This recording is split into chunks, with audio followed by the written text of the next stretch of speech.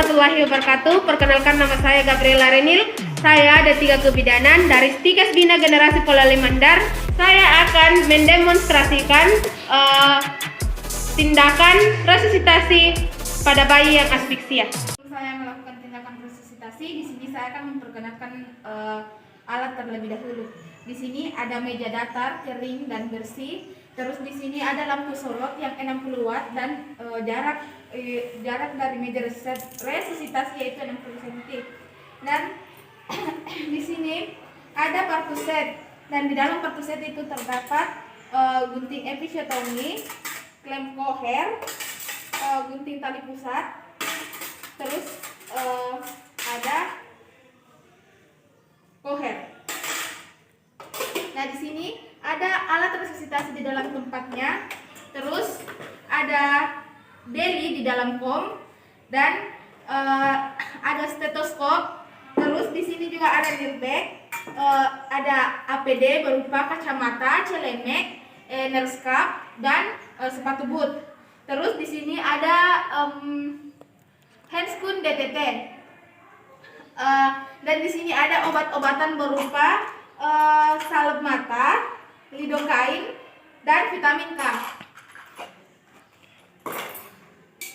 Setelah itu kita menyiapkan 3 lembar handuk yang bersih. Yang pertama itu untuk mengeringkan bayi, yang kedua itu untuk menyelimuti bayi, dan yang ketiga itu untuk menganjal bahu bayi. Di sini ada tabung oksigen. Terus di sini ada ember untuk pakaian kotor, dan ada tempat squid atau tempat ampul. Dan di sini ada tempat larutan klorin. Terus kita mencuci tangan dengan 6 langkah di bawah air mengalir.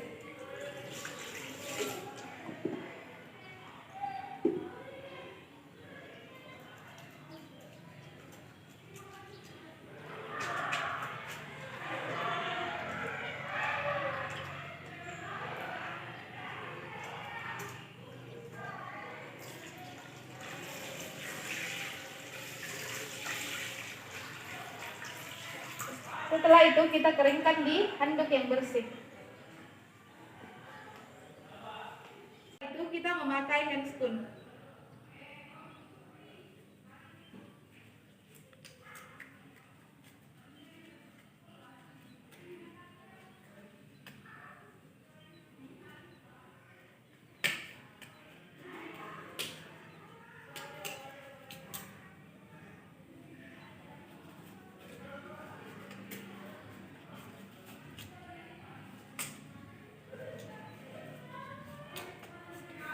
Setelah itu kita memakai celemek.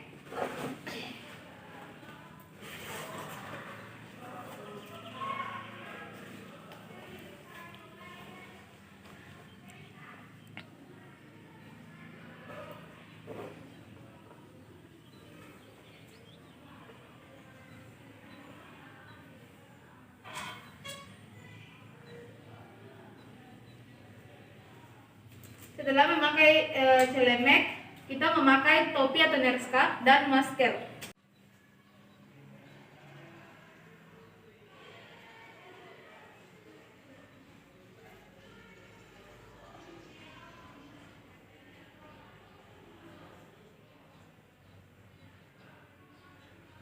Setelah itu kita melihat apakah ruangan sudah tertutup dan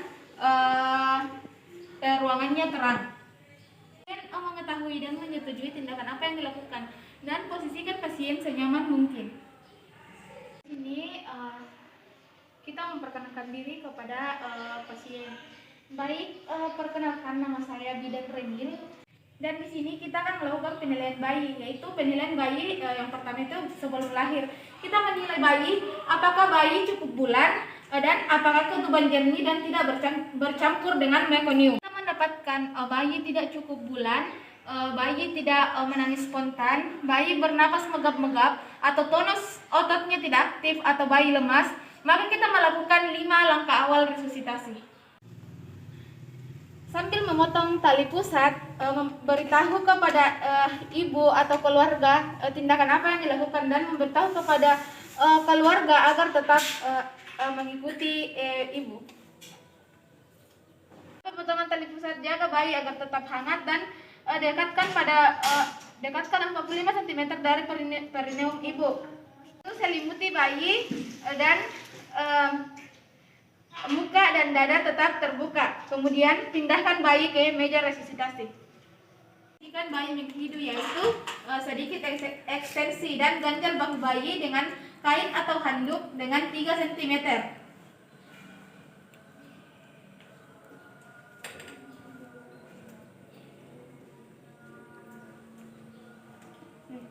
Dan bersihkan jalan nafas bayi dengan mengisap lendir dengan sedalam bagian mulut 5 cm. Setelah itu membersihkan hidung dengan 3 cm.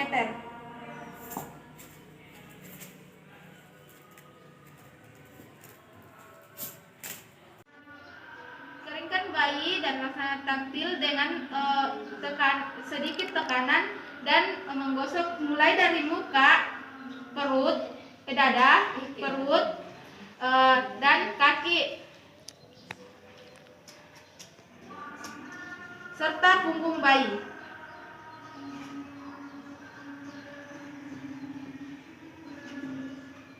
Dan setelah itu ganti kain yang basah dengan kain yang kering. Bernafas. Jika sudah bernafas, lakukan IMD pada ibu, dan jika belum bernafas maka lakukan tindakan resusitasi atau ventilasi. Pasang sungkup melingkupi hidung, mulut, dan dagu. Ibu jari dan jari telunjuk memegang erat sungkup, dan 3 jari lainnya menahan dagu agar tetap ekstensi. Balon serta sungkup agar tidak ada atau tidak terjadi kebocoran. Dan setelah itu mata kita tetap mengarah ke dada. Apakah bayi berhasil atau tidak dengan memperhatikan gerakan dinding pada bayi. Setelah itu kita tiup pangkal tabung atau remas balon sebanyak 2 kali untuk mengalirkan ventilasi berhasil atau tidak. Itu remas balon 2 kali untuk menilai apakah jalan napas bayi, dan serta perhatikan dinding dada. Remas lepas, remas lepas. Dinding dada mencerminkan pengembangan udara yang masuk. Dan jika dinding dada tidak naik mengembang, sungkup diperiksa kembali apakah tidak ada kebocoran, apakah posisi bayi tetap menghidu atau tetap ekstensi, apakah ada, dan kita perhatikan apakah ada sumbatan bagian hidung dan mulut bayi. Setelah itu kita akan melakukan ventilasi dengan jalan dan meniupkan udara pada tabung atau meremas balon dengan tekanan 30 cm dengan frekuensi 20 kali dalam 30 detik atau menggunakan pola 49 dalam 1 menit dan 7 siklus. 2 pas-pas, 3 pas-pas, 4 pas-pas, 5 pas-pas, 6 pas-pas, 7 pas-pas, 8 pas-pas, 9 pas-pas, 10 pas-pas, 11 pas-pas, 12 pas-pas, 13 pas-pas, 14 pas-pas, 15 pas-pas, 16 pas-pas, 17 pas-pas, 18 pas-pas, 19 pas-pas, 20 pas-pas.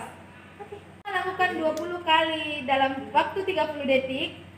Kita melakukan penilaian hasil ventilasi dan buat keputusan dan lakukan tindakan. Jika bayi bernafas normal atau bayi sudah menangis, maka hentikan ventilasi, kemudian lakukan asuhan pasca resusitasi. Dan jika bayi masih megap-megap atau tidak bernafas, maka dilakukan lagi tindakan ventilasi sebanyak 20 kali dalam 30 detik. 1 pas-pas, 2 pas-pas, 3 pas-pas, 4 pas-pas, 5 pas-pas, 6 pas-pas, 7 pas-pas, 8 pas-pas, 9 pas-pas, 10 pas-pas, 11 pas-pas, 12 pas-pas, 13 pas-pas, 14 pas-pas, 15 pas-pas, 16 pas-pas, 17 pas-pas, 18 pas-pas, 19 pas-pas, 20 pas-pas. Dan jika belum juga bernapas atau masih megap-megap, maka dilakukan lagi penilaian atau dilakukan lagi resusitasi lebih dari 2 menit. Maka yang dinilai itu adalah denyut jantung bayi dan pernapasannya. Terus kita menyiapkan rujukan dan sambil dirujuk kita melakukan ventilasi. Dan jika didapatkan bayi tidak bernafas dan jantungnya tidak ada lagi, ventilasi tetap dilanjutkan. Tetapi jika ventilasi sudah dilakukan hingga 10 menit, kemudian bayi tetap tidak bernafas dan denyut jantungnya tetap tidak ada, maka stop lakukan ventilasi dan beritahukan kepada keluarga bahwa bayi telah meninggal. Jika resusitasi berhasil, maka dilakukan pemantauan tanda bahaya. Terus perawatan tali pusat, inisiasi menyusui dini, hipotermi, pemberian vitamin K, pemberian salep dan pemeriksaan fisik serta pencatatan dan pelaporan. Rujukan maka dilakukan pertama itu konseling untuk merawat bayi, tetap dilanjutkan resusitasi, terus tetap dilakukan pemantauan tanda bahaya, tali pusat tetap dirawat, terus mencegah hipotermi, terus pembuatan surat rujukan, pencatatan dan pelaporan. Jika saat dirujuk keadaan bayi membaik dan tidak perlu diresusitasi, maka langsung diberikan vitamin K serta salep tetes mata, antibiotik dan susu bayi jika tidak ada kontraindikasi. Jika resusitasi tidak berhasil, maka lakukan konseling pada ibu, perawatan payudara dan lakukan pencatatan serta pelaporan. Dekontaminasi pencucian dan DTT terhadap tabung sungkup serta pengisi lendir.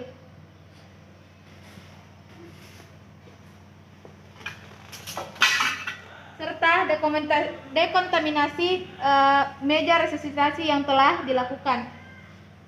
Dekontaminasi alat yang sudah dipakai dan bahan-bahan yang tidak digunakan dibuang ke tempat yang aman.